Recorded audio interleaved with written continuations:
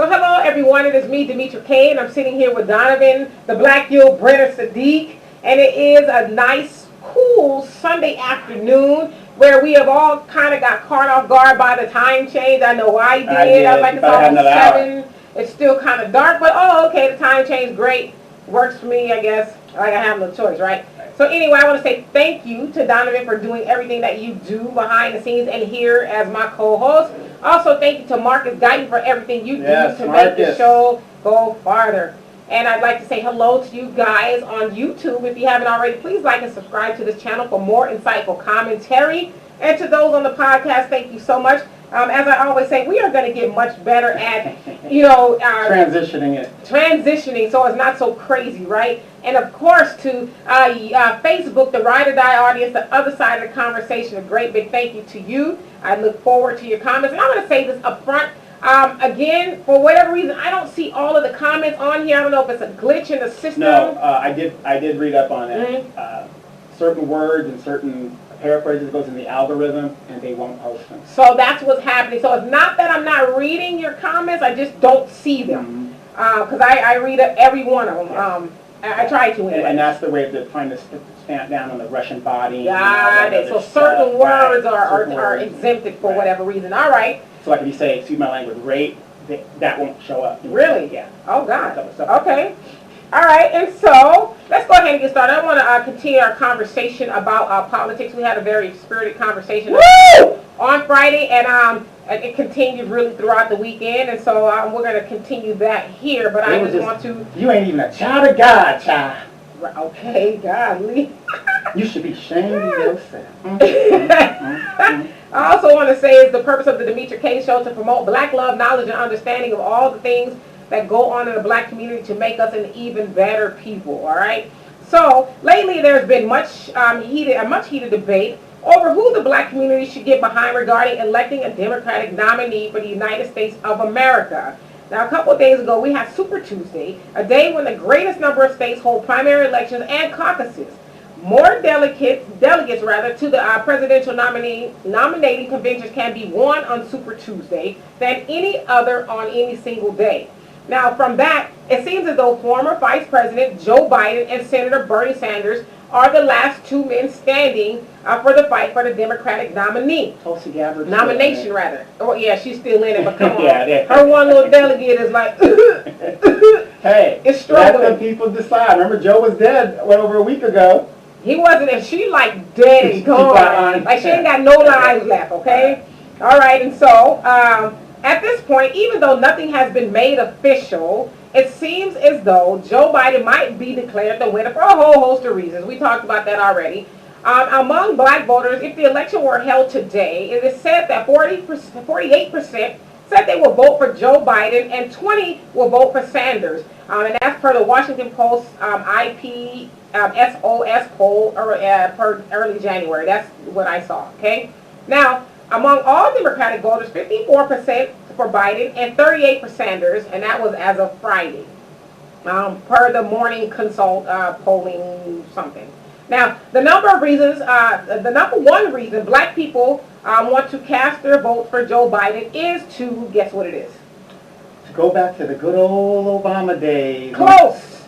But to get rid of Trump, that is the number one reason why black voters want to. So they say. Well, that's what the polling has suggested. Don't fall for the banana in the But you know what? I would say that's true because there's a lot of people that I've seen on my page have said we need to get rid of Trump. We need to get rid of Trump. We need to get rid of Trump. That's the number one thing I've seen. Right. Well then, by their logic, anybody you would get behind to get rid of Trump. Right. Correct. Correct. So that they feel that Biden is the only one that can beat at this point that's in the race that can beat Donald Trump. I'm just telling you what the research I saw. However, there are many black people who say they are now voting for Biden or Trump. Okay, now in other words, they are now voting for the lesser of two evils, and I am one of the many who will not be forced into choosing. Why? Because none of the candidates have presented anything worth me casting my vote for. Voting is a transaction you're supposed to get if you give. It's a two-way street. Now, at least after the civil rights movement, we as black people have been voting and getting absolutely nothing in return. Malcolm X said the following: Politically, the American Negro is nothing but a football, and the white liberals control the mentally dead ball through tricks and tokenism, false promises of integration and civil rights. Now, coming back to me, and yet we keep voting for them while continuing to get nothing in return. Here's a side note. I'm going to say this again for those who keep accusing me of supporting Trump. We do not support Trump. I, just like Malcolm, believe that both parties are corrupt and evil. Period. That said, I do not and will not support Trump either. And I never have said that I will, okay? In fact, contrary to lying Negroes, I have never supported Trump. Anyone who has watched this show long enough knows of the distasteful name I often call him, which is douchebag. Okay? Now, however, I have always said that I will vote for a candidate that supports a black agenda.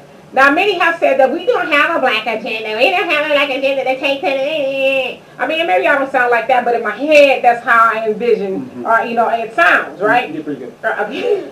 We don't have a black agenda. Well, we know that is false. There have been many black agendas presented. The main agenda is reparations. Dr. Claude Anderson always talks about us getting reparations. Like, reparations is not a new term. It's been around since 1865 when General Sherman said that, here, give black people 40 acres, and just after the Civil War, give black people 40 acres and a mule for all the nonsense we had been through. Great. Once President Lincoln was assassinated, Andrew Johnson came along and said, okay, we're not going to do that because he was a big-time racist. All right, so here we are, and the conversation of reparations never went away, but it has resurfaced, like at a great level, if you will, recently. So that is part of the black agenda, and Dr. Claude Anderson said that we need this money to help us close the wealth gap so that we can build and control our own businesses, create our own educational systems, control and influence, politics, courts, policing, and we can also own more than 3% of the media, because right now we own less than 3% of that. So that is a black agenda. Along with that, the black agenda, and I have one here. Some of you guys are really familiar with this. This is what the Muslims want. Now, this has been around since even probably before the 60s from the Nation of Islam, but it talks about, and I say yes, it talks about what Muslims want, but it encompasses black people in general. So for you guys to keep telling this bold-faced lie that we don't have a black agenda, it's just you guys are believing the talking points of white supremacy, so you'll have an excuse not to get off your ass and get along with the other black people to go actually get something for our vote. But let me get back to my notes because I'm almost done. That was like a off-the-record type of thing, okay? Now, the problem is we don't like the people who have drafted them up. In many cases, some black folks have joined in with white supremacy to take down or try to take down the people and organizations behind the agenda / blueprints. They're comfortable. Well, we'll get to that later. We'll talk about because I'm sure that's all going to come up. For now, what is a black agenda? And I just outlined that when I was going off a little bit.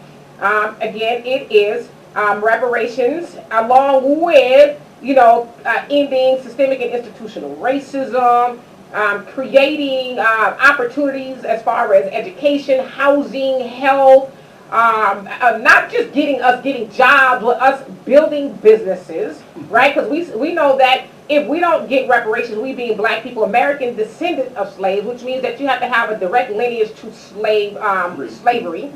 Your ancestors have had to have been a slave. 5 generations back, no farther than 5. If we don't get that, it is going to take us 232 years to close the wealth gap between blacks and whites. We know, we're going to keep saying these numbers, that on average, black households have about $15,000 net wealth, opposed to that of white households that have about $170,000. And with the way the tax thing is written right now, it's going to actually be longer than $250-something because we're continually falling behind. Right, continuously. Now, as I said, there have been many agendas that have been presented. We just don't want those things. We want the low-hanging fruit that's constantly offered to us, and that is empty promises. Now, do we want symbolism or do we want something tangible? If you have something better, let's hear it. Let's talk. Sorry about that. I'm going to get to every last one of you guys' comments. I just, to me, it's very sickening to keep hearing people say, we don't have a black agenda. And then this other thing, and I'm sure somebody's going to bring it up, we all need to get together to get rid of Donald Trump and all of that. So let me get to you guys. Go ahead. Yeah, there was something on your post where you put the numbers of the black people that didn't vote in the last election. Well, and that was, the numbers, it's hugely false. But I think the premise of the premise of it, and that's where I was going with it. But you got these people jumping on it about fake news, this, that. Like you said, the premise of it. Right. People that did not vote, and it's just so sad that people are like, they're quick to, oh, that's fake news. Okay, if you know that this is fake news, and you're not getting the point of people that didn't vote, why can't you understand? Well, maybe they didn't have anything to vote for, even if it was 2 black people per state. Maybe they just didn't have anything to vote for. And I think we also make the false assumption that if they did vote, they were going to vote Democrat. And that's not that maybe they were going to vote for Trump or somebody else who was in the race, Jill Stein, or whoever else was still in the race at the time. Maybe they weren't going to vote for Hillary. But my thing is that they're quick to call out fake news, but then when you give your analysis or your background on it, nobody wants to do that homework. Right. Hey, Sandiata, he says, hi, how are you, Mama? I guess it's my son. Okay. I'm doing well. You said, I love you. Okay, all right. Mm-hmm. Hey, Adrian. Al will be on How here you doing? Ibrahim, hey, what's happening? Lucille, he says, good afternoon. And Marcus is putting up the link, so if you're in the watch party, please come on this side on my page so I can actually see your comments, hopefully, if Facebook doesn't do what they're doing, because I would love to read them and address them. And let's see here. And then Russell says, hi, Demetra and Donovan. Hello. Says, we are being censored. Yes, apparently we are. Hey, Sydney, what's going on? And then you say almost anybody, y'all. What's happening to you? Not Bloomberg. And Adrian says exactly, I support, and Russell, you're saying, you support President Trump, and you've been very vehement about that. And listen, it's not up to me to tell you who to support. When you vote, you're supposed to be voting in better interest. Now, a lot of people feel like they're voting in better interest. But I don't know, I feel like that neither candidate is in my better interest, so why should I vote for either? Yeah, I got a question. Have you guys noticed that whenever he goes down to Mar-a-Lago and he golfs, his pants, he seems to be wetting his pants, his diaper doesn't... Or he's, maybe he's got a bladder... Yeah, probably, but it's like, Jesus Christ, man.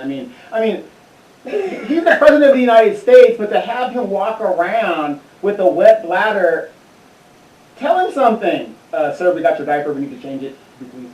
You know what, I ain't almost in trouble ass like that. Yeah, but I'm just saying, the guy is like, really? You're going to let this guy run around in a shitty diaper? Great. You know what? And then Adrian, you said just like they did the Jews, I think you said, the Jews, okay, and they gave reparations to the Jews, they gave it to the Japanese. They'll give it out that, from what they're saying, she got into a fight with one of their friends. It sounds like the girl that they beat up their friend. Mm-hmm. And so they are exacting revenge on her. In the picture that I put up. Since when did a man, going to fight a girl? Where did that come from? Well, it was a lot of them. And, you can see one up in the air as high as he could go, getting ready to jump on her. And so I am with you, Jonelle, in that. Crucified young men. Yeah, voting is not going to fix that. We have to fix that. And we also have to fix our thought process and thinking that, these politicians are going to be the end-all, be-all. They're the solution to everything in our community. They are comfortable in white supremacy. Right, and we are comfortable in allowing them to continue in white supremacy by keep voting for oppression. Yeah, we Al Green didn't even have an opponent. And, we had let these politicians run unopposed. Right. So when they run unopposed, Phil Scott, go to the Phil Scott show on YouTube. He talks about that down there in Houston. He saw how everything is just rigged. Right. And we know that. But what I'm saying is, to have a politician run unopposed, they're going to do what they want to do. Exactly. And y'all says, I agree with you, what you're saying, which makes my point about leverage even more more on point. Yeah, leverage is going to come from us getting together, though, and I'm not saying, though, get together to vote for just any old body. No, I'm talking about getting Vote together. blue no matter who. Nah, son. We need to get together and vote for somebody who's actually going to help us move the ball. But the Democrats will. You know, they you know, for 60 years they gave us welfare, and they make sure that they fight for our welfare and stuff like that. And of course, they cut about $250 million off of it, whatever. But you know, that ain't it.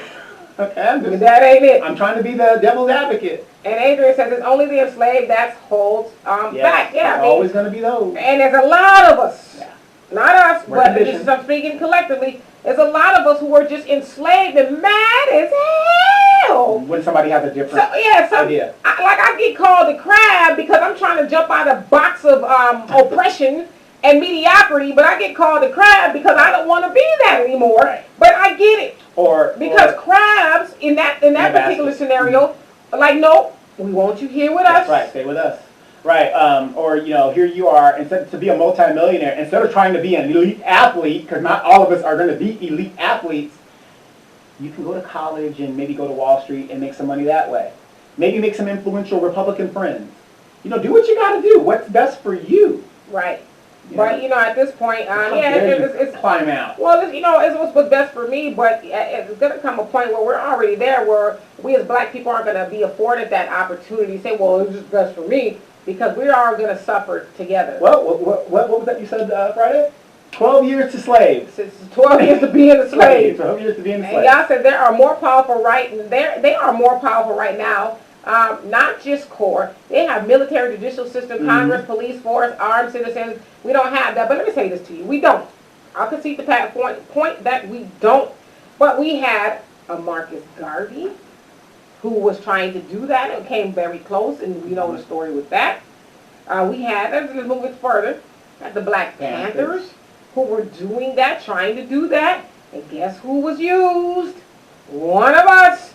So, in every scenario. Black Wall Street, you know, and a lot of other black communities like them, they had their own stuff going on. But, you know, I think we've got to a point where we just given up.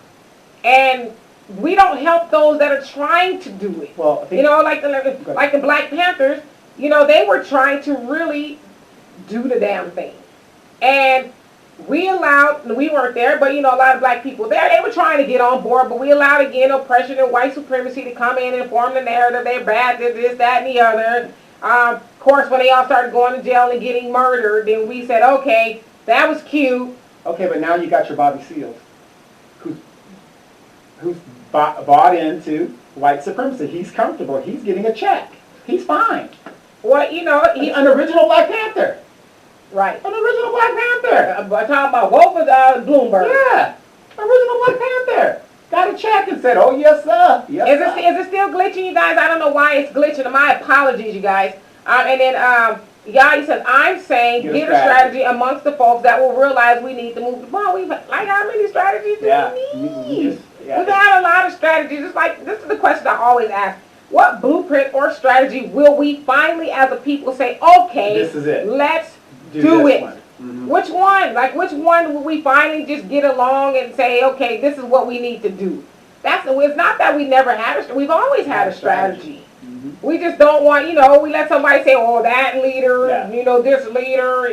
For those of you guys that don't know and don't have a military background, everybody that's been in the military, some of us that don't know, the military has blueprints and plans for every conceivable campaign or contingent that is out there. They have people that sit in a room and that's all they do, and those things are put away, and then sometimes they bring them out and they revise them to bring them up to times and whatever. So, like you said, we have a blueprint. It's been there.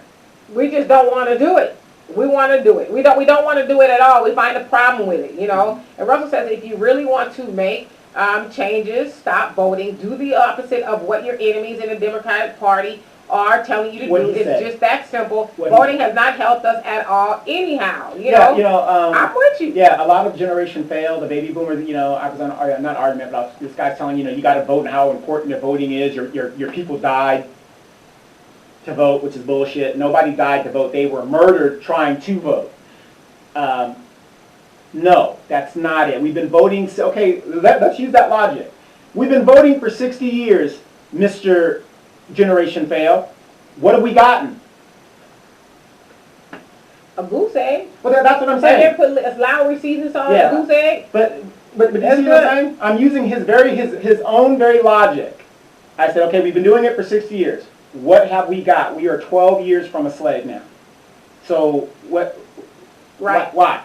And that 12 years, as meaning that is projected, that it'd be about 12 years or so before black people are completely out of wealth overall. Well, poverty level is $14,000 in the United States, and they say the average black family About wealth 15. is about $15,000. Now, the average black family, that means a father and a mother and a few kids. So, black wealth is actually lower than what they're actually telling us right now. And Yaya said, so if we're going to change things, we need to use their system while building ours with the folks that want to move us forward. Okay.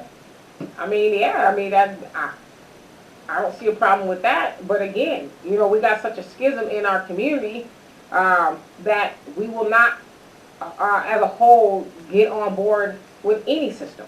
Mm-hmm. And that's really the problem. I mean, you got people out there want to kick your ass. Well, verbally anyway. Yes. For not wanting to vote for, you know, Joe Biden. Right. Right. And Jonelle, you say it's too many Stevens and not enough Jagos. We don't go to shoot nobody. We don't got to shoot nobody, but we do and must be liberated minded and liberating acting. Too many of us are in fear and comfort in our conditions under the illusion of inclusion, not reality and actual facts. Yeah, that's what it is. You know, we got to just do this 4 more years, y'all. Let's sacrifice 4 more years, vote for the lesser 2 evils, and then, hell, we ain't got together and got no system, agenda, blueprint print up to this point. What makes you think 4 more years we're going to have our shit together so we can really vote for somebody who's going to move the ball forward? Why not just do it now? And to Russell's point, just not vote. I'm telling you, I'm not voting. Yeah. But how about just withhold the vote and give those who are vying for our votes something to think about and say, okay, now is we really got to give them something for their vote like we do everybody else. Exactly. How many of you guys remember 2012? Obama's running for re-election. A lot of people were calling him the task because he had done nothing for the black community. And what did he say? Oh, yeah, I didn't get to it. You got to vote for me, though. I'll get to it. Right. And as soon as we gave him our vote again, when a president is re-elected, they're lamed up. He doesn't have to do shit. But collect his coins. Exactly. And Yaya says, I don't agree with that. Voting takes nothing. We haven't been strategic about it. I agree. We haven't been strategic about it because we have so many schisms going on. We won't just get behind a candidate that's really going to do something for us. We keep voting for a symbolism, if you will. Right. A good example. How many of you guys heard yesterday? I guess Kamala Harris is endorsing Joe Biden out. Now, have you guys noticed how the establishment has made all of these people line up and give their endorsement? Now, wasn't Kamala Harris the woman that said, I was that girl? What you did to me was so vile. She got the phone call. She got the phone call. She got the phone call, says, listen, Kamala, we need you to endorse Biden. So we can get these Negroes. We can get the rest of them who like you on board and everybody else. So and let's dangle it out there that you could, maybe, shoulda, woulda, could be the VP. Yes. Somebody with your terrible record. That's just like Joe Biden's. Get you, let's put that out there so they can romanticize. Yes. Yes, Sororo, come on, y'all. Y'all need to vote Joe Biden because, you know, Kamala don't endorse him, so we got to get behind him. My AKAs, you know, my Greeks, come on, we got to get behind them. No. That's what they're hoping. They play this game constantly. Right. And Kevin says, politicians are not like technicians. I mean, if you have a problem and hire a technician, then you have a right to expect a solution. In any profession, one has a standard of ability to solve problems that arise. Politicians are the opposite of technicians. So if people want a government that is more capable, then they must put forward a more technically proficient and responsive government through creating electorates. Citizens will have to utilize the Ninth Amendment to create a different method of whom to choose. Otherwise, America and Americans are headed for self-destruction, and there is absolutely nothing that can be done to stop it. Vote if you think you must. Don't if you think you must not. But as long as we choose to live collectively, then we must shift the meaning of politicians that do nothing to technicians that solve the problem related thereof, or thereto rather. So, I say the Venus Project of Jacques Fresco is a suitable replacement for what the Africans-born Americans can attempt. I'm just keeping it real. Yes, you are. That was a mouthful. And Yah says they don't need our vote. They don't. Okay. Let the white man is so 50-50 with each other. Let them fight it out. And that's okay. And okay, let's just say they don't need our vote. And apparently they do to some degree because they keep trying to get it. And they keep talking about the black vote is so crucial. So if you're saying they don't need our vote, why do we keep voting? Especially when none of our issues are being addressed. And why do we keep doing it? So basically, the vote has no value. So why vote? Right. And Adrian says exactly. And Tony says 4 more years might be needed to get us mobile. I mean, and a lot of people have said that. You know, a lot of people have also said that Trump is going to make the hood great again because it's going to force black people to come to terms with we all we got. We got to save ourselves. Stop depending on the oppressor to do for you. That's never going to happen. The little bit they do for us is really just a carrot on a string. You might get to bite it every once in a while, but you ain't never just going to eat the whole thing. Yeah, I want you guys to symbolize this. Just close your eyes and think about this right now. Joe Biden is the Democratic nominee and going against Trump. Trump is going to eat his lunch. And here's how. Trump is going to say, well, you're the author of the crime bill. You and Kamala, you guys did this. You locked black people up and like that. I'm freeing them. I just passed what's that legislation, the initiative? It's the first step. Yeah, the first step initiative. I think it's one called the second act or something like that. Yeah. Just based on that, he's going to eat Biden up. Uncle Luke Campbell from the 2 Live crew, he put out an op-ed and he asked, he basically stated that Kamala, if she's nominated on a Democratic ticket, which you know she's not now, but she's going to have to answer to the American public on why she has a worse record on crime reform than Trump. Exactly. You know? Exactly. So, I just don't see how you're going to put this person up and expect to win. Right. And Russell, he says, Demetri, I got to tell you, you are looking fabulous. Every time I see you, you are more and more and more beautiful. Oh, well, thank you. Al, are you watching? Thank you. Thank you so much. Thank you. I appreciate that. And Yah says, I've noticed that. And then Jonelle says, let's see. Trumpets. He says, support those and assist those of us that are working for our elevation and self-empowerment. Organize, as Kwame Ture. We teach, build by organizing hospitals, businesses, banks, and all we need is our lack of accountability that keeps us positioned in the negative and slave-mindedness. We must face reality and stand up on our own God-given abilities. Yeah, I mean, because we did those things before. Right. We've just been like brainwashing and thinking you will never, ever, ever, ever, ever be nothing unless, you know, some politician gives it to you. Because there is, and Jonah, you talk about this a lot, there's a lot of money to be made, I'm paraphrasing obviously, there's a lot of money to be made off of us because of our, you know, our dead state. You know, as long as we stay dead, everybody else will eat off of our carcass. But he's right, though. You put us in jail, you can make money off of us. You kill us, you can make money off of us. If we're alive, we're the biggest consumers. Well, hell, different businesses in our neighborhood. Yeah. We're so dead, we'll complain about, you know, our black businesses and go right over to the other businesses who won't even say hello to you when you come in the store. Yes. Remember when I went to Louisiana, I went to that restaurant or that store? And these people were complaining, and I'm thinking, well, why are you in here then if they treat you bad like that? Yeah, probably complaining for the same time that week. Right, yeah, I didn't know. So I walked in, and I'm looking at these guys, and I'm thinking, you know, so for me it was different because I don't know. Right. But they're like, oh, they do this to us all the time. Why are you still here? Right. Why is the store still here? If they do this to you all the time. Yes. Have you guys watched the movie Do the Right Thing? Jeez. Oh, listen. Come on.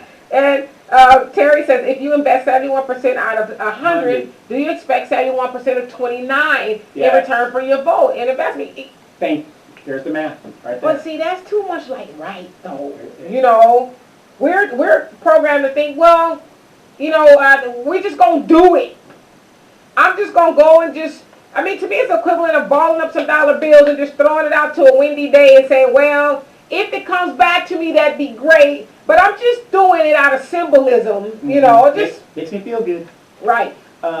also, Terry has that thing. He gave us some shirts. So I got to get his website because on my show I'm going to put Yeah, that on my and website as well. I still have the pictures. I'm going to post them. I need to actually take some more to kind of lighten them up because we were in that garage. But what I'm saying is there's a good example of somebody who took a situation that, and made his own business. And, the other question is how many of us will support that? Right. I need a red one too, Terry. I'm ordering. So. Yeah, how many of us will support that? And Jonelle says, we like the bird kicked out the nest, ignoring our wings. Yeah. Well, that's what's going to happen to us eventually. Or the seal mom who went out to go get some food and she left her baby on the shore, and then she got eaten by the shark or the killer whale. That baby seal dies because the mother didn't come back. That's us. Right. That's us. And Yanni says it's not about them. You also say it's about attempting to have a say over those that put laws and enforcement in place that controls our ability to live and create a livelihood. I mean, but like, how long is it going to take for us to do that? Like, do we think, like, I hear what you're saying, but as long as we are not unified, we are never going to have a say-so in any of that stuff. Like you guys keep talking about Trump gets back into office, he's going to elect all these Supreme Court people who's going to do this to now to the Constitution. So what? The Constitution ain't serving us now. Right. So you think if Biden gets in there, he's going to put in somebody who's going to say, okay, enough of the bullshit. Let's actually do something for black people. You think, come on. And speaking of Biden again, here's a man, Bernie's exposing that voted for the Iraq War and was Bush's left-hand man. Yeah, and Adrian, I don't know why it's glitching. I apologize for that. Sometimes I get a lot of people sending me stuff. And, I wish I could cut that part out. Is he the only one glitching? No, she. I don't know. Is there anybody else experiencing any glitches? Hey, Brian, what's happening? Long time no see. He says, we need to find a candidate to lead the party that is created for us by us. Yeah, but... we're too busy being distracted by the candidates they give us. You guys have to vote for this party or that party. And we know black people predominantly vote Democrat. And if you don't want to do that, then you are Satan's spawn. Or they give us the Donna Brazile, who helps the white supremacy and her white master, Hillary, giving her answers. Or we get the Stacey Abrams, who never won anything, and they say, here are your leaders. Who are picking these people that are telling us these are our leaders? We didn't pick these people. Right. These all lives matter candidates. Yeah, and they're losers. Right. And then, Stephen, what's happening? You said you're replying to Brian. The globalists will never let them rise unless they are a puppet. You have to fight the head of the snake, the globalist. Yeah. Right, but you can't fight the globalists if you don't fight at home first. You got to fight at home first. And I think that's a lot of times, and I get what you're saying, but I think a lot of times we think about... everybody else. Yeah, well, that, and we think about saving the world when your own house is in shambles. Yeah. Like, if you can just have this conversation with your family members, your kids, your wife, your grandma, your mom, whoever, just have it there locally, then globally, we will be able to make a difference. But we are having different conversations in each household about what it is black people need to be doing. And so until we can save each other on a smaller level globally, that's really utopia. Yeah, right. I've been getting into arguments with people as I try to explain to them there's a difference between a black, I'm not saying black people that are from other countries that come here don't experience racism. Come and get all what this white man has to offer. Yeah, looking at you with your black skin, we have that in common. But our traditions and our thought patterns, we're two different animals. It's like apples and oranges. Right. So when an African or a Jamaican comes here, look at how quickly it takes them to be successful versus those of us who have been here for hundreds of years. Because they have that unity thing down. Exactly. They have their tradition. Right. They have their... I get it. It's not all our fault. We know it's systemic and institutional racism that aids in the disunity of black people. But a lot of that isn't within our control, too. Sure. And then Terry says, Donovan, did you get your hat? As of yesterday, it didn't. You got your hat? No, I got it. As of yesterday, I was going to say, thought it to me. As of yesterday, it hasn't come, so... Yeah, it'll probably come tomorrow. Yeah, it'll probably come tomorrow. But he's got the link up there. And the link is up there for Terry's shirt and his athletic wear, actually, that is inspired by him losing over 100 pounds. He decided to get himself into shape due to having 3 mild heart attacks. And he just felt like it was time. So the shirt name, the company, rather, is called Evol. that basically asks you to to win, you have to lose fear. Mm-hmm. So, and the funny thing is, a lot of my military buddies, especially my retiree buddies, saw me on the shirt on the show. And they're like, "Where'd you get that?" And I was like, "Okay, I'll get to the link." Yeah, give me the link. Yeah, definitely going to be. And I'm sorry, guys, if it's glitching. My apologies. And Brian says, we do have thousands of students graduate in business and still have outside owners inside our neighborhoods. Mm-hmm. Absolutely. And for those, Brian, I believe you're an educator, if I'm not mistaken. I think that you are. So you're probably really familiar with Carter G. Woodson when he said to a lot of our kids or people in our community, instead of going off, they like to go off and get these degrees, which is nice. You need psychologists and, you know, those type of things. But we forget about people owning grocery stores and laundromats and, you know, auto mechanics and, you know, things like that, the smaller stuff. And so I don't know what percentage of us don't know how to do those things. Along with us not being unified, we allow other people to come in there in our neighborhoods, and then we have to beg them for a job that they won't give us. Right. You know, so it's called actually The Miseducation of the Negroes, a really good book everybody should read by Carter G. Woodson. And if you haven't seen The Spook Who Sat by the Door, go now that's the blueprint. That. Go It's on see YouTube. It. That's on YouTube. That's the blueprint. The Spook Who Sat by the Door. That is the blueprint. I'm telling you. And Terry says, "Thank you, Volt. I'll send you a red shirt if you buy a hat, brother." Oh no, I'm buying the shirt, the blue, and all that stuff. Yeah, he said you ain't got to give him nothing. And we appreciate the shirts that you did give us. Thank you so much. Like I said, but remember, it's business. Right. You get that money. Right. And y'all says, what you're saying about expecting something is true, but it's assuming Trump won't lock people up, have his folks purging folks, and deport people to countries they don't know anything about. We're assuming we'd go to Africa, giving him too much credit. I think we're giving Trump too much power. They're not trying to get rid of black people. Not right now. They need an underclass. Mm-hmm. You know? This system is based on us being at the bottom.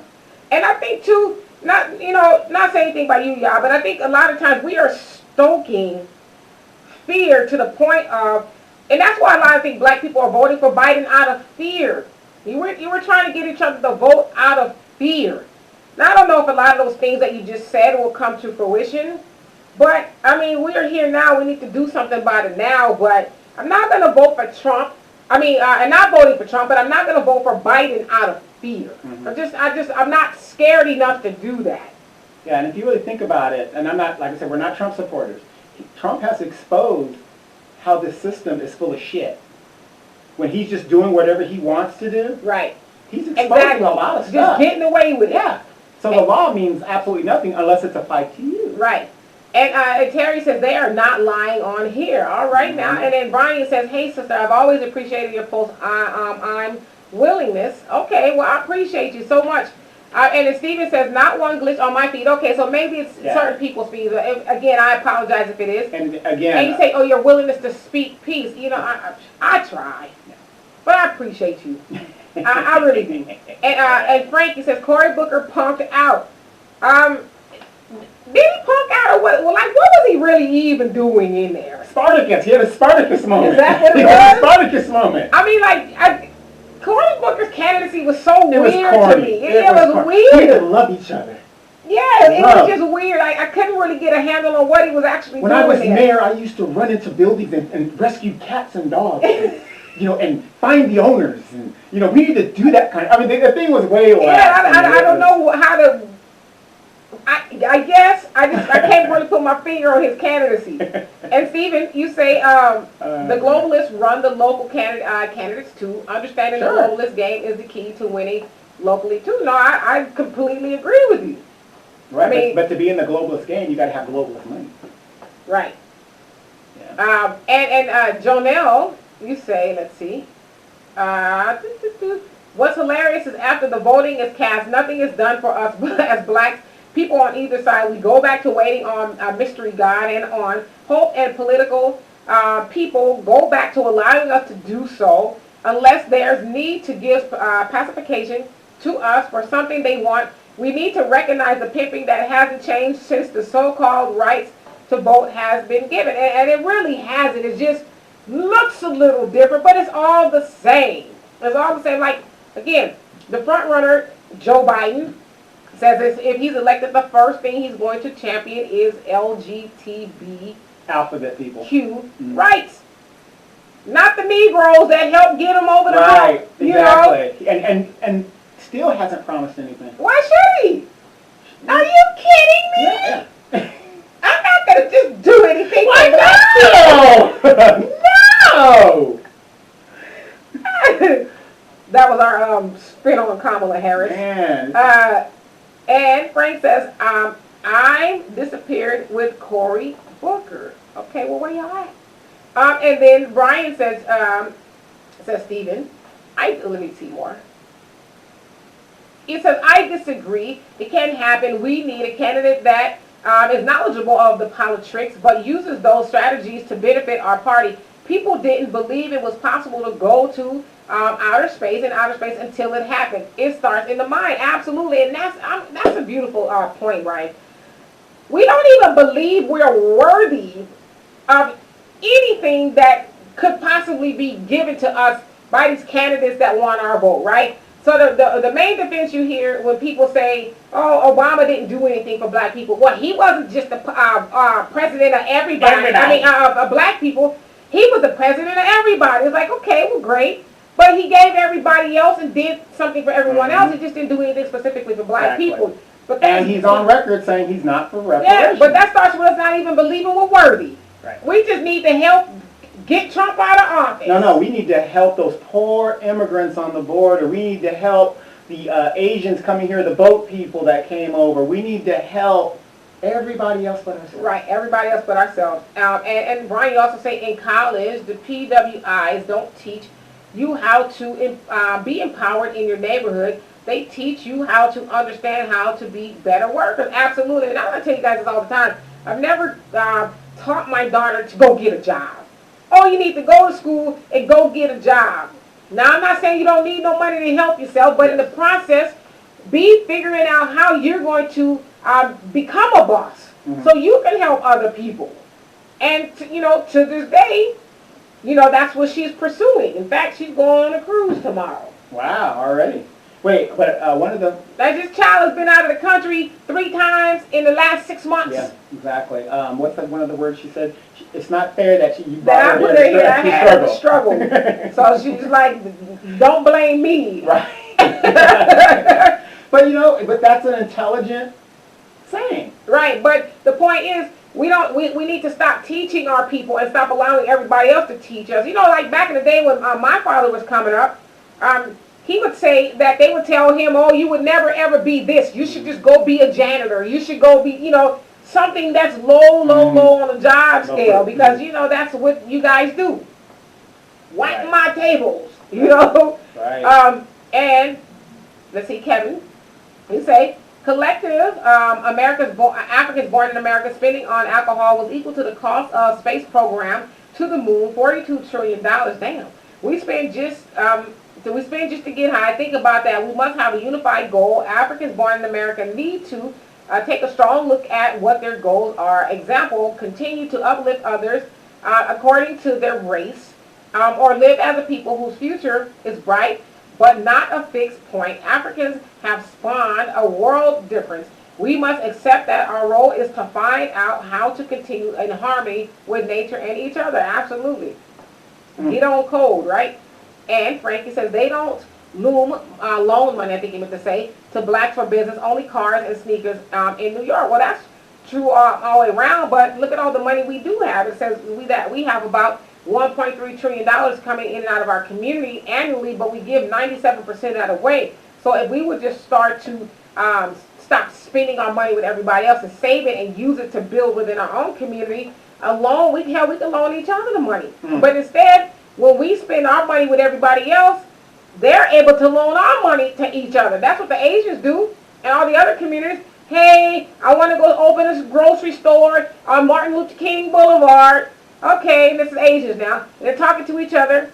Oh, well, how much you need? I think I'm going to need about $100,000 just to get it off the ground. Okay, their whole little circle there. And I ain't talking about no banks necessarily.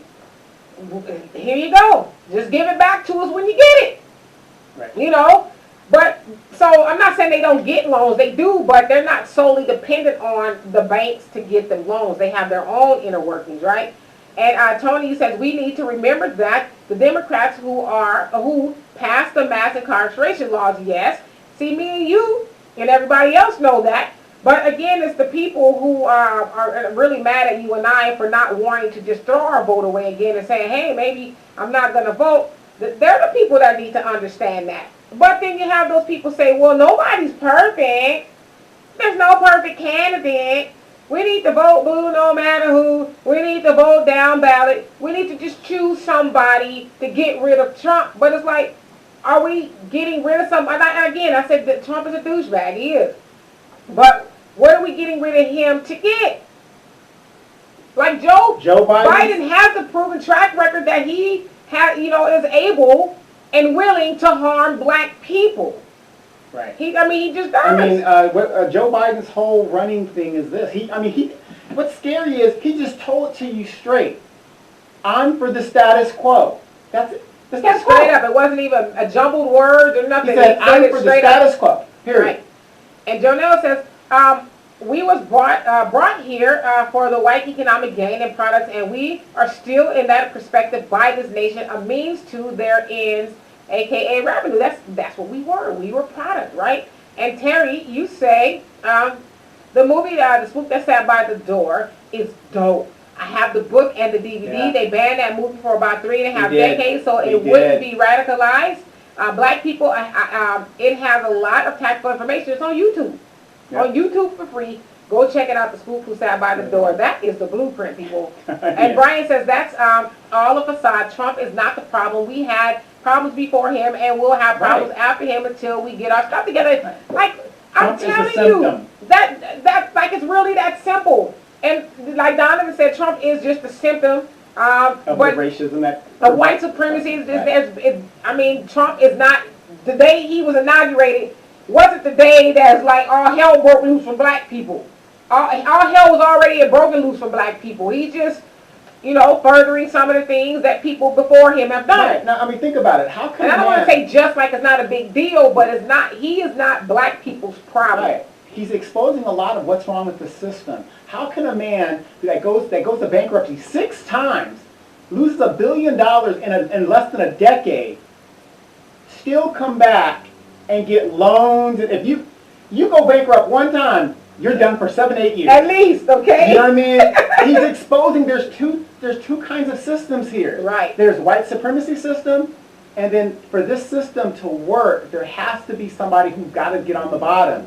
And that system is based on us being at the bottom. Right. It shouldn't always be that way if we would come together. I mean, you think about it, because I was thinking about this the other day. Can a felon leave the country? Yes, if he's... what does he need to leave the country?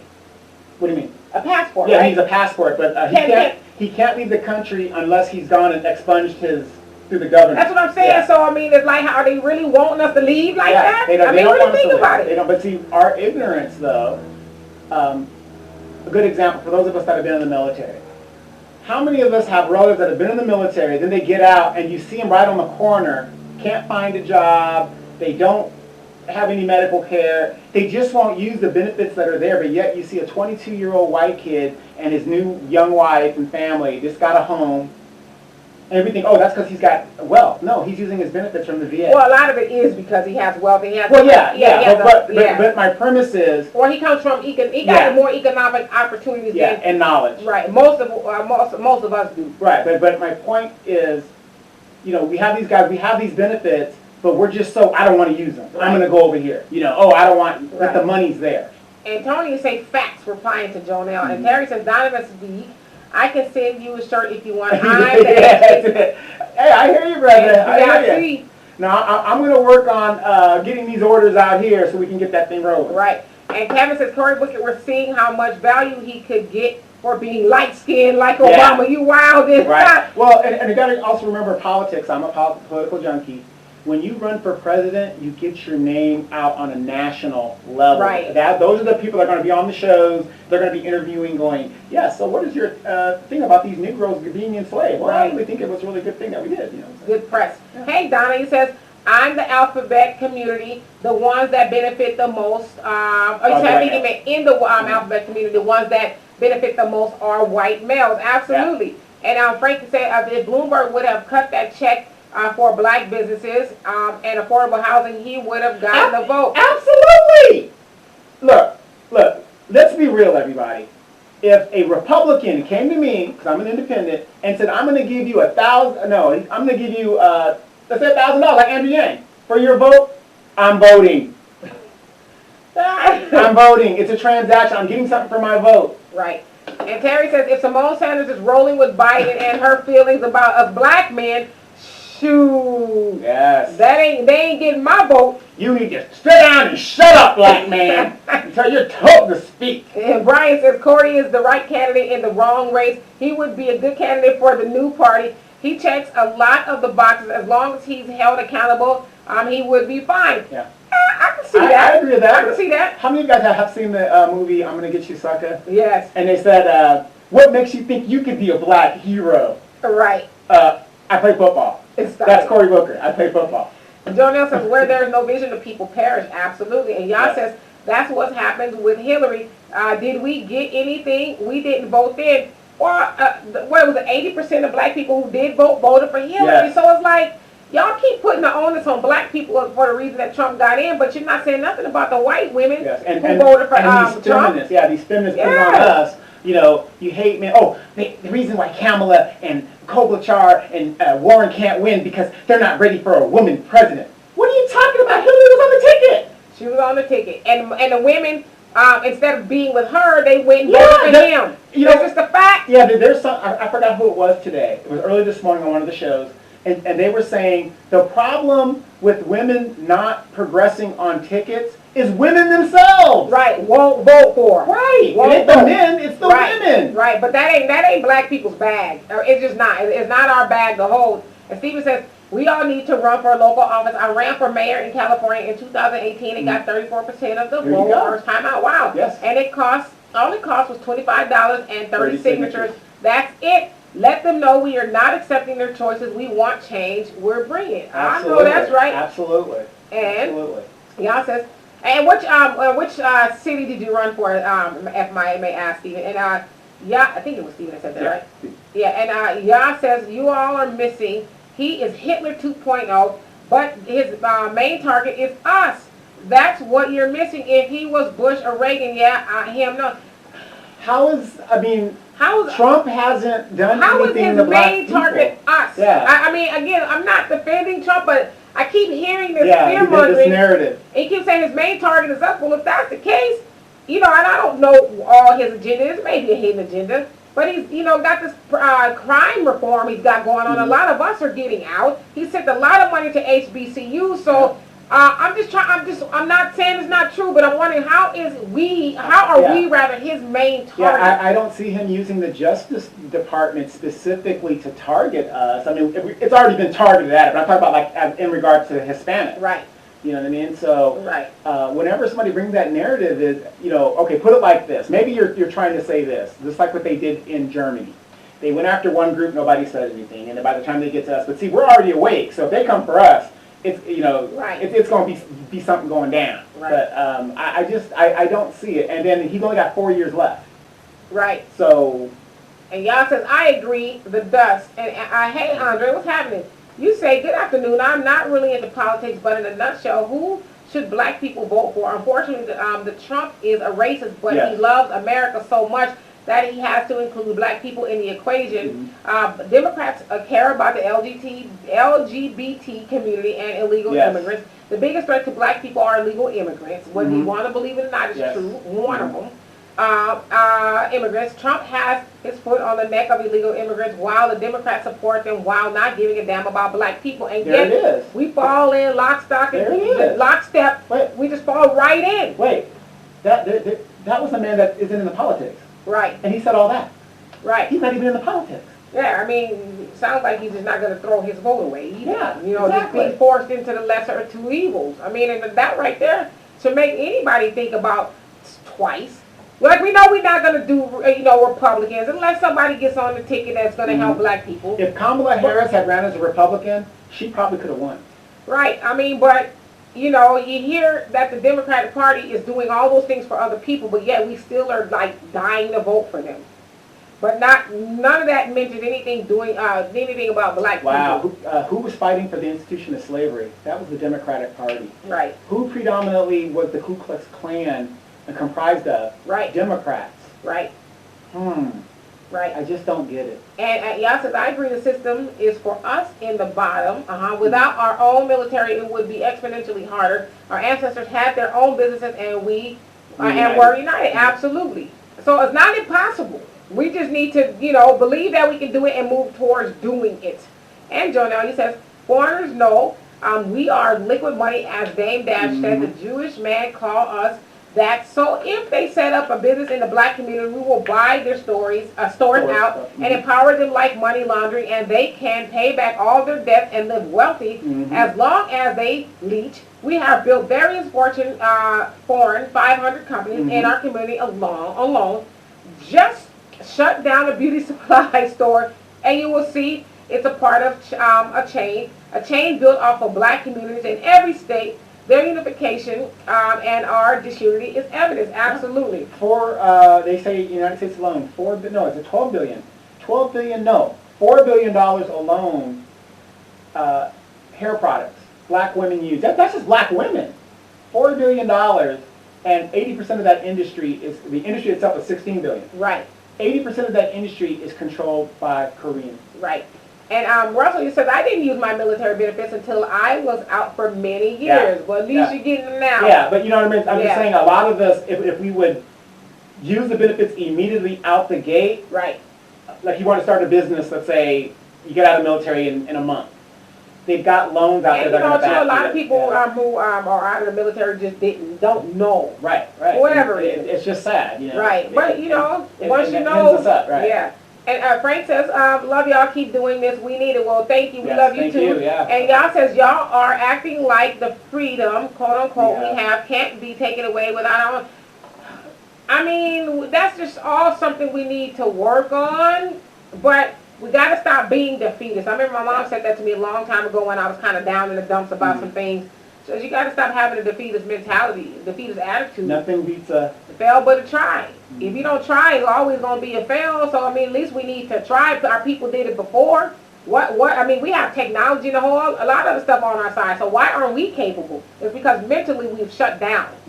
And Tony, you say facts. I'll vote for the $1,000. Yeah, I mean, come on. You give me $1,000 cold cash? Right. Of course I'm going to vote for you. Hey, James says Hillary did not campaign in some crucial battleground states, which are now rusty red. Don't blame black people. That's right. She didn't go to Michigan. She didn't go to Michigan. Hot Springs, California. Okay, so that's where you ran for mayor. And y'all says the guy that ran for mayor, yay, absolutely. Yes. And Jonelle says white women voted for their groper.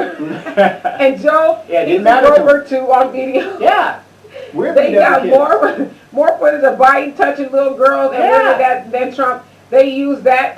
My daughter showed me a little bit of it today. I was like, oh, Lord. Yeah, they're going to eat him alive. And y'all says, if they come for us, what? Where's the military to do something about it? No. Well, again, like I said, you know, you think of something like an entity like the Nation of Islam, they don't believe the hype.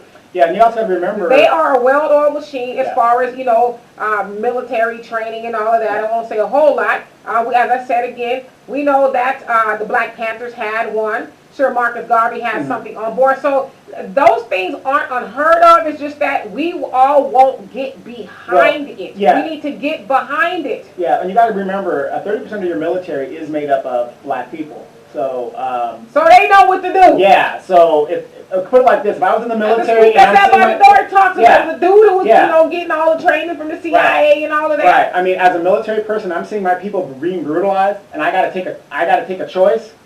I can't stand there and do that. Right. I mean, I'm not going to be one of those bootlicks that's like, oh, well, you know, the orders are. No, right is right, wrong is wrong. Right.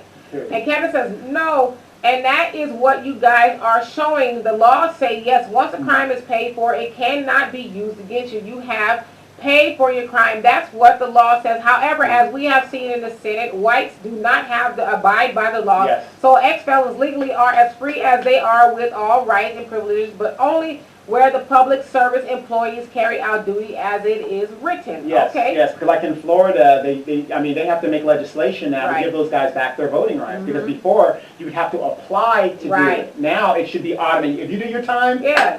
there you go. Let me You're go back. completely. Right. And Kevin says all Americans are immigrants. True. And Yah says, oops, that popped up. Do you guys watch any of the impeachment? Did you watch any of the impeachment hearings? Did you hear how the lawyers on the floor would argue one point, but they would appear in court and argue the opposite? Yes. Those are the kinds of things that he is doing. He Yeah. is playing us for idiots. I am going to paste an example of that below. I don't have TV, but I did listen to quite a bit while I was in the car and things like that. But I mean, No, you talk about the Republican lawyers. right? I mean, well, that's what they do. They're supposed Yeah. to do, right? Yeah, well, no, okay, it's like Trump with the ACA. He's openly saying, oh, I'm for the Right. ACA, but then in court, he's fighting to repeal it. Are we surprised that politicians lie? Right. I'm not surprised that they lie, but no, I hear what you're saying. Mm-hmm. And Terry, you say on about the white women not voting for another woman. The white woman is being used to. The white man told them who to vote for, and they did, Exactly. for fear of not keeping their economic status. And that was your wife saying that. Absolutely. So that's what I'm saying. Mm-hmm. We keep wanting to let them off the hook and blame black people for Trump. It's not our fault. Right. And She got hot sauce in the bag. John L. says Joe Biden be sniffing on little girls' hair like it's drugs. Yeah. Like it's drugs while touching them, making them uncomfortable. And he don't even know where he's at half the time. I mean, Maybe something's wrong with yeah, her. well, what I'm saying is 70-year-old white men is what our options are now. The most Right. diversified field ever to run for the Two nomination. old white geezers. And we ended up with 2 white Yeah. men. And y'all says, I'm not being a defeatist. I'm not Yeah, saying we're what not I'm saying saying as a people. Yeah, you're more of a realist. Yeah, and he says, I'm not being a defeatist. I'm saying, knowing they will try to tear the businesses down, we need to be prepared. Yeah. Well, no, most definitely. We do need to be prepared. Watch the spook who sat by the door. Yes, and Russell says nothing can be taken from black people unless we allow it to happen, Yeah. especially our Freedom Act, and we've been allowing it to happen. Well, yeah, these young people are walking right into the prison. And then Frankie says, please address the affordable housing issue. Affordable? Where? Yeah. Well, we're in California and nothing's affordable here, hardly ever, barely. It used to be, but not anymore. Yeah. Have you guys heard of the city of San Bernardino? That's one of the major city that went bankrupt. And they used to have a base over there. When the base went in, it was a wrap. We were in San Bernardino Friday, and they are quietly and slowly building gentrifying the area. And to your point about the affordable housing due to gentrification, nothing's affordable. Nothing. You know, it's going up for everybody, but you know who's being affected by it mostly? It's us. Right, but why are we affected by affordable homes in America right now? Because during the 8 years of the Obama administration, we lost a third of our wealth being homes. Right. Our homes were 2008 taken. recession. Yeah, during the Great Right. Recession, and that's one of the problems, and we never recovered. Right.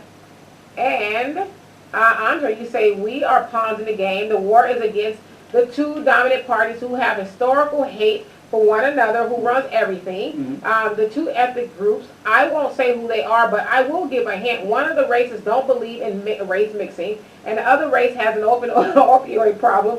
Both of them run everything, and we are pawns in the game. I read the book Pawn in the Game by William Guy Carr in 1989. Put 2 and 2 together. What race refuses to race mix? Mm-hmm. Well, actually, that's a lot of them. Yeah. Everybody but us. But the Democratic Party is historically known for not race mixing. Of course, that was one of their main things, and which is why a lot of the Jim Crow stuff started. We need to protect white women against you Negroes. That's it.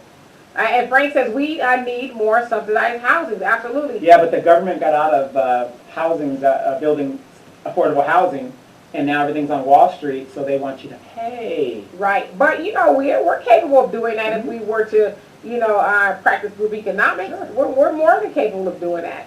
And Russell says that's why Democrats want to take our guns so we can't defend ourselves if we are affected by the other races. Let me briefly touch upon that. A lot of times, Dr. Colin Anderson talks about that a lot. He says you only see the turning your guns campaigns in the black neighborhoods. They want to give you a little something for turning your guns, but they're not going to other neighborhoods and doing that. So if we turn in all of our guns, then how, if it does go down, how are we to defend ourselves? Now, the people who are continuously want to vote for the Democratic Party, that's what you're voting for. So we keep asking, well, what about our black military? What about, how are we going to defend ourselves? Well, therein lies your question, your answer. We're not going to defend ourselves if we keep voting for candidates who want to take away your guns, your Second Amendment right to protect yourself. I mean, it has to make sense. And Russell, oh no, wait, did I read that one?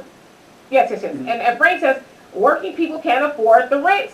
Right? I mean, that just needs to be addressed, period. You know, because there's a lot of working homeless people who are actually living in their cars, getting out of the car in the morning and walking into these big high-rise buildings to go work, but they can't afford a house or anywhere to live. Well, can I ask you this, Frank? On a local level, are you going, and this is part of the problem, our representatives, look at their records. Did they vote for the war? Do you know that if they would just cut back 10% of the military budget, it could address the affordable housing issue? And I didn't say solve it. I said address it.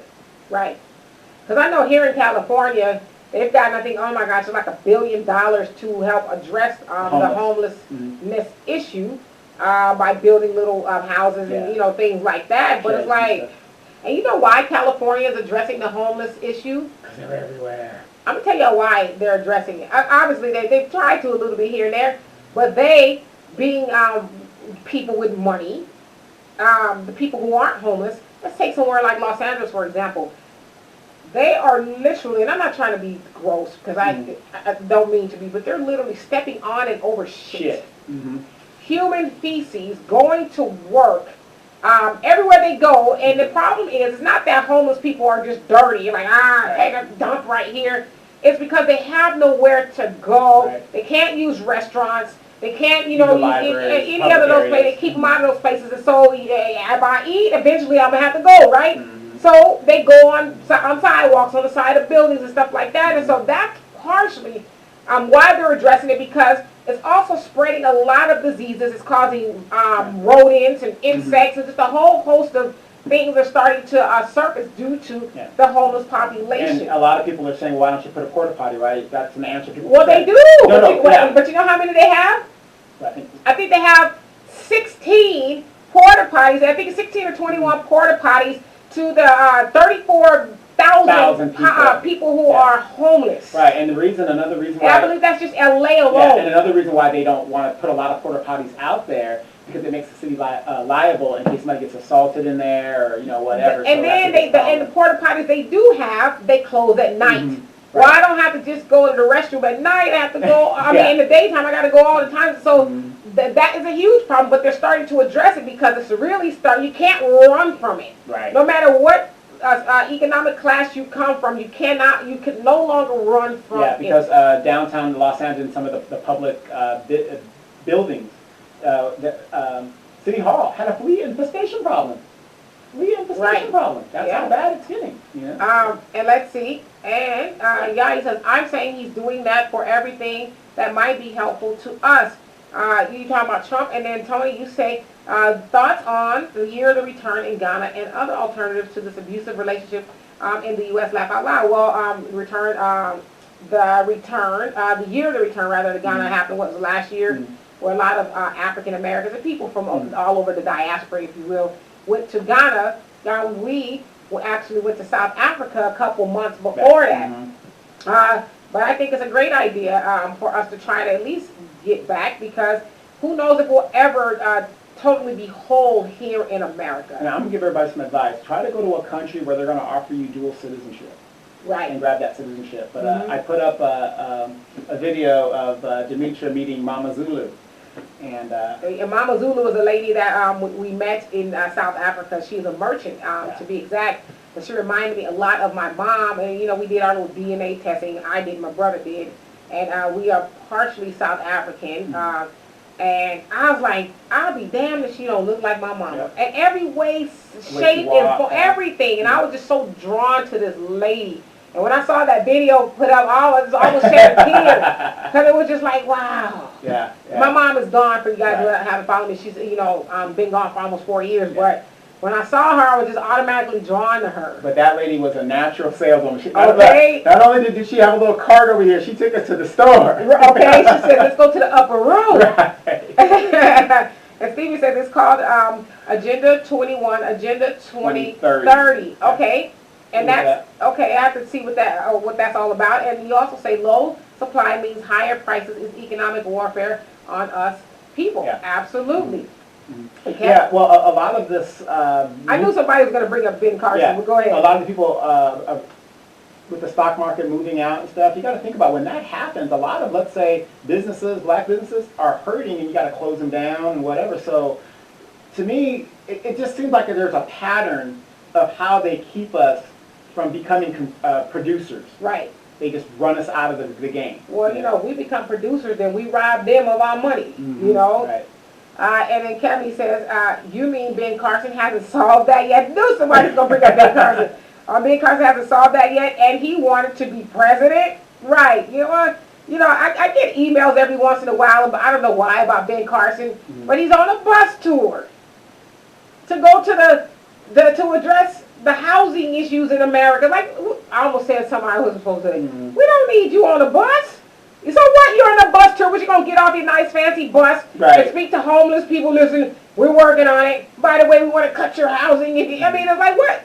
Get off the bus. Yeah, you know, you ain't doing nothing. Yeah, a lot of people don't understand why the government got out of the housing game, because a lot of liabilities. You got these really bad projects that the government is liable for. So they said that's why they're giving out vouchers. And now you let's say you're in a decent neighborhood, and then nothing against the single moms, but these things do happen. The single mom comes in there, and she's got her kids, and now she's got visitors coming in the middle of the street, and drama starts happening, and that's why you see a lot of white flight taking place and new, white neighborhoods springing up. I'm not saying it's a bad thing. What I'm saying is the government tried that experiment, and it did not work, and it really hurt black people more so than it did. Well, why? Then just really quick, you don't have to answer, but why are there single moms?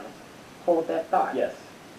And Donna says, let me see, make sure I didn't miss any more comments. Donna says, I was at the gym and a lady was in the locker room, full brewing herself. When I went out after, I saw her car with all her belongings in it. Yes. That's normal out there. And a lot of people are homeless and they have a gym membership so they can take a bath, and get themselves together. So yeah, this is just it's a way of life for a lot of people. It says more than half the homeless population is in California alone. If you come to LA, you're going to see streets lined up with cars just right on near the sidewalk, and people are living there. If I go for a walk on any given day, morning, whatever, I always see somebody sleeping in their car. Yeah, always. Always. It's becoming normal out here. Yeah, just to be honest with you. Yeah, up in Silicon Valley, these guys are making six-figure salary. These guys can't even afford to, get an apartment or up there, so they're getting RVs. And they're parking their RVs. Right. And doing, And Russell says, Democrat-run cities have the highest rate of homelessness and poverty. Yeah. But we keep voting for it, and who suffers the most under both of those? It's us. But that's why I said we keep voting for oppression. Why do we keep doing that? I mean, we said we do. Why keep voting for oppression? I don't understand it. I don't. And like I said the other day on the post, if the people who keep voting for oppression are mad at those of us who want to change the game, have that energy with the people they voted for, we'd be a lot better off. Exactly. Instead, you want to, call people names and all this other stuff, instead of just saying, okay, let's take all this energy, put it together, and figure out a way to solve these issues on the level we can, right? But we won't do it. And Jonelle, you say,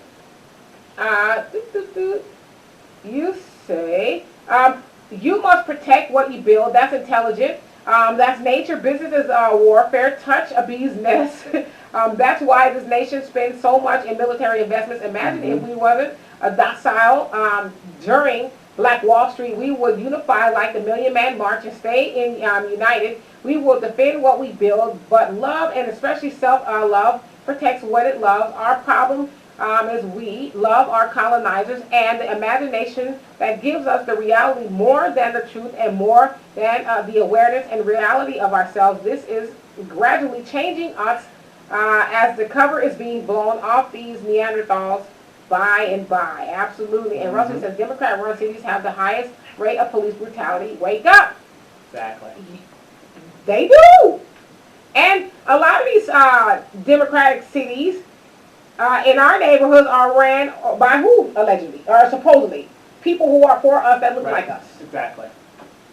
But we keep voting for oppression. If you look at some of your black legislators, look at what, you can always go to their website or even go to ask their chief of staff, go to their office and ask them. I want to see their legislative agenda for the time that they've been in office, and I almost guarantee you, you will not see anything other than streets named for black officials and their buddies and stuff. Right. But, you know, they signed on to the DREAM Act, they signed on to DACA, but when it comes specifically to somebody that looks like them, nothing is there. Crickets. Zero. John Lewis, the historic, I marched with King, got my ass beat at Jerry Pettis, whatever, bridge and stuff like that, right?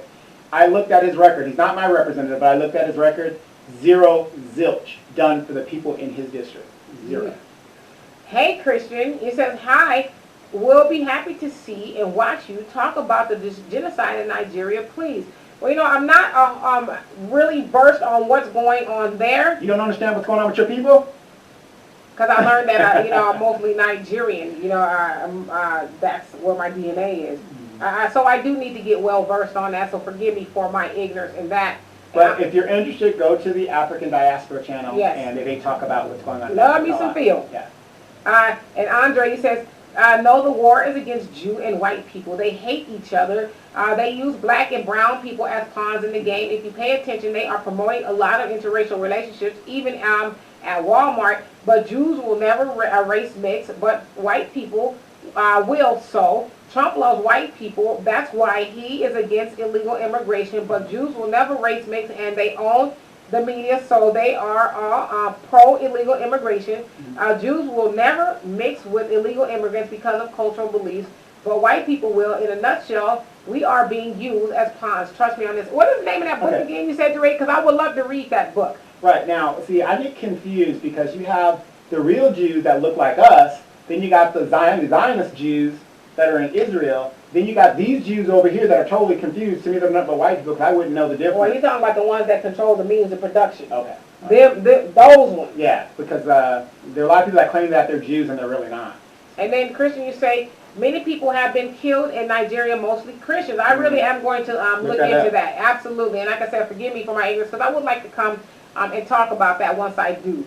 And Terry says, that one that tried to vote, shame Demetra, and she got shot down. Yes, I'm surprised she's not on here today. Oh, yeah. Woo! Yeah. She's been giving me the blues. Oh, she ain't really been giving me the blues. It's funny to me, but I'm like, golly, she is big mad. She's big mad at me, like, mad. I feel like if she saw me crossing the street, she'd run me over. I mean, golly. Yeah, Tiffany. And Steven says, government does not want to solve problems because the only way for government to survive is keep growing. It can't grow if it's solving crises. Right. Absolutely. How many of you guys, whenever you see these idiots debate, they talk about, how are you going to pay for it? How are you going to pay for it? How are you going to pay for it, right?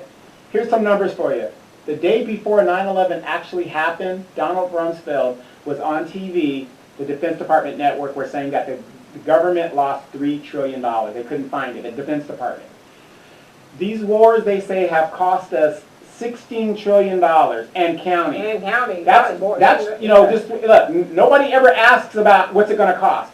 Now, add in the veterans that are maimed, killed, and whatever, that's who knows how many trillions of dollars that's going to be for the rest of their lives. Right. So, if they really wanted to do something, they could. But like you said, people ask, you know, where is it going to come from? But you never worry about anything else. Right. So cut the damn check. And James says, remember what I said about voting for defending oppression? Shoo ain't leaving Junebug. Right. Shoo ain't leaving Junebug. He cheating, beating her, stole her tax money, but you better not say or try to do nothing to him. Yes. That's exactly it. That's a great analogy. Great analogy. But I love him, though. I love him. He ain't perfect. That's right. But he's my mine. perfect. Yeah, he's my perfect. Don't blame Mr. Charlie. Mr. Charlie is just the man. Wait, is that the Claudine thing? No, that's the I think it's a no pain, no gain. No pain, yeah. Betty Wright. No. After the pain. Oh, after the pain. After the pain. Yeah. you know, when people get together, bring over a little food, try to get y'all back together and all of that. Sorry, y'all. And Kevin says, I must remind our people that there are, like I was, a single dad, and that was extremely difficult because when I became homeless, they don't have any programs for homeless single fathers. And that's like, wow. Well, what's the new thing that Trump just said? He said that if you're an able-bodied person, you shouldn't be getting food stamps. That was on the last budget. And guess who signed off on that last budget? Well, who? Nancy Pelosi and the Democrats. They went along with that. Because you've got some people who, you know, they might have a mental issue, or, you know, they've got a job, but they can't, you know, cut that thing. No, if you're able-bodied, no, you don't get your food stamps. Right, and podcasts, we are going to be getting out of here, so thank you so much for tuning in with us. We will talk to you on Friday. And Reginald says, Democrat, Republican, two arms connected to the same damn the ruling party. Absolutely. They don't care. And Russell, you say, I never hear Maxine Waters so much as mention black issues. She's always talking about illegal immigrants, but black people keep voting for her. Yeah, well, you know, they'll throw out the word reparations every once in a while. Oh, yes. Yes, I believe black people should get should, you know, do that. Yeah, but that's she goes through the motions, and that's as far as it goes. Exactly. And if somebody runs up on her at a town hall or something, mentions it, then she'll, you know, bring it up. That new stadium is Maxine Waters' area. You know, that's how stupid she is. She gentrified herself because when a Hispanic challenges her, she's gone forever. That Omar cat, and you know, and that gentrification, as he says, in her neighborhood has made a lot of people homeless, including a lot of black people. Yep. I mean, and that was a historic area. Yeah. Very historic. And Andre, you said the Jews that don't like white people. The book is called Pawns in the Game. Pawns in the Game. Okay, I'm gonna write that down. Pawns in the Game. How many of you guys seen your girl Simone Sanders, the sister with the big boobs and the messed up teeth and the short hair? She used to be Bernie Sanders' communications director, then she jumped ship to Joe Biden. How many of you guys saw how she defended Master? We sick, Master? Stop it. I'm going to defend this man with my life. It was just crazy. That shows you how sick we are. It's just sad. Right. What is it? Meritorious manumission. That's what comes to my mind when I see her, you know, taking a bullet for Joe Biden. Is, you know, what is it? You got to, there's three things. You got to protect your master. You gotta invent something that you gotta F your master, and you gotta dime on somebody black. Right. And so every time. Protecting the master is something she most definitely did. Yeah, I got it, Andre. Thank you. I wrote it down. And Jonelle says the Honorable Minister Farrakhan said, I could never endorse any candidate because not one of them is saying that which would save America from the wrath of Allah, God. I'm glad you brought that up too, Jonelle, because a lot of people, especially when you talk to your Republicans, oh well, Trump was put in there by God. Possibly true. Now think about this. That doesn't mean he was put in there in a good way. Right. He might have been put in there to punish the people. God works in mysterious ways to punish the people. Think about that. Okay. Maybe possible. Maybe he's put in there by the other guy. That too. That too. But, you know, I just hate when people use that like, well, I'm going to justify Trump's existence because, you know, God put him there. Yeah, but that doesn't mean he put him there to, you know. And again, you know, I just want to go on record before we get out of here. We don't endorse, support Trump. Nope. And we don't endorse Biden. We don't endorse anybody who is not going to help black people specifically do something for us. Find no lead. You have no black agenda. You do not get my vote. And I'm okay. I mean, of course, you know, I voted for the local and state stuff, but I'm okay with not voting for on the national level. I'm cool with that. Your vote on the national level means absolutely nothing because Hillary Clinton won by 6 million. 3? Yeah, 3 million like a popular vote, which is how the vote should be. Right. She's not president. So go ahead and vote and think that your vote really matters. Save the gas money, unless you're getting something out of it. Right. That's all I'm saying. If you're getting something out of it, great. But we as black people really need to get on code and fight for our black agenda and stop saying there isn't a black agenda because there's been one forever. That's just some bullshit we keep telling each other. Well, you know, we need to give them a black agenda. Okay, well, how about you make one? Make one that you will agree with and present it to the rest of us. So stop the bullcock. Day one, Obama walked in the office. The alphabet people said, "Here you go." I mean, Obama, who, claims he's a black man, I'm not saying he's not. I mean, don't he know that black people want stuff? Haven't he known that? I don't believe in reparations, though. Of course not. Because you and Michelle, Shelly O, got y'all big giant ass house somewhere on the hill. That big compound right there in Washington. Y'all got big giant huge, deal with Netflix. Got your Netflix deal and all that. Yeah, there you go. You know what I mean? We finally got a piece of the pie. Massive pie. We're being stupid now. And Terry says, just like Pharaoh, Donovan says, is punishing the people. Yeah. For being hard-headed. Possible. And then Jonelle says, who's the author of the book Pawns in the Game? He said it was William Guy Carr. William Guy Carr, C-A-R-R last name. William Guy Carr. I'm going to definitely order that on Amazon. I love reading stuff like that. And so anyway, it has been real with you guys. Thank you so much for being here. You guys on YouTube, if you haven't already, please like and subscribe to this channel for more insightful commentary. Those of you guys on Facebook, thank you for being the other side of the conversation where we could not have done this without you. We will see you guys on Friday. Yes, but before we go, I want you guys to remember, at the end of the day, I want you guys to think about this.